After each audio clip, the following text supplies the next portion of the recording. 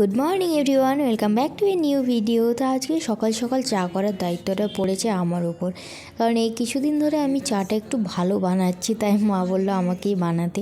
আর সকাল সকাল আমার ভাইয়ের কাণ্ড দেখো, বাড়িতে টুনি বাল্ব জ্বালিয়ে বসে আছে। আমি এখানে একটু রেডি হচ্ছিলাম, কারণ মামা বাড়িতে যাবো। মামা বাড়িতে একটা ইনভিটেশন আছে, আমি আর মা যাবো, বাপিকে ছেড়ে দিয়ে আসবে। তো আমি রেডি হয়ে গেছি আর এবার বেরিয়ে যাব। আমার মামা বাড়ির সামনেই একদম। তো আমি মামা বাড়িতে পৌঁছেও গেছি বলতে বলতে। আর মামি এখানে দিয়েছিল চপ মুড়ি খেতে, আর আমি বসেছিলাম। তার সঙ্গে সঙ্গে আমার মামার ছোটো মেয়েটা, মানে আমার বোন, আমার চুল আঁচড়ে দিচ্ছিল। মামা বাড়ি এলেই ওর মানে এগুলো করা ম্যান্ডেটারি, ও সবসময় আমাদেরকে নিয়েই ব্যস্ত থাকে।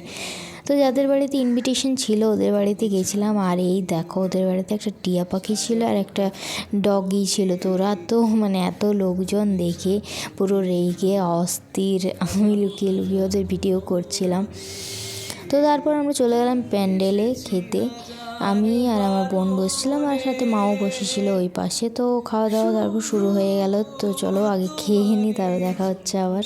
খাওয়া দাওয়ার পরে আমি এসেছিলাম একটু ছাদে রোদে বসতে, আর তার সাথে বসে বসে দেখলাম ছাদের মানে ওয়েদারটাও খুব ভালো আছে আজকে, আকাশটাও খুব সুন্দর লাগছে। আমি একটু রিল বানাচ্ছিলাম, আর তার মধ্যে বাপি চলে এলো আর আমরা বেরিয়ে গেলাম বাড়ি যাওয়ার জন্য।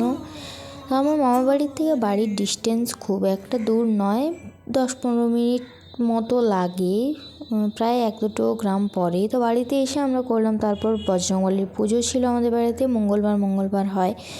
আর তারপর এই দেখো আমার ভাই একটা দাবা সেট কিনেছে, সেটাই তোমাদেরকে দেখাচ্ছিলাম। আর এখানে রাত্রেবেলা আমার ডিনারে ছিল একটা চিকেন প্যাটিস। তো আমি এটা খেয়ে আজকে ডিনার শেষ করলাম, আর ভিডিওটাও এখানেই শেষ করলাম।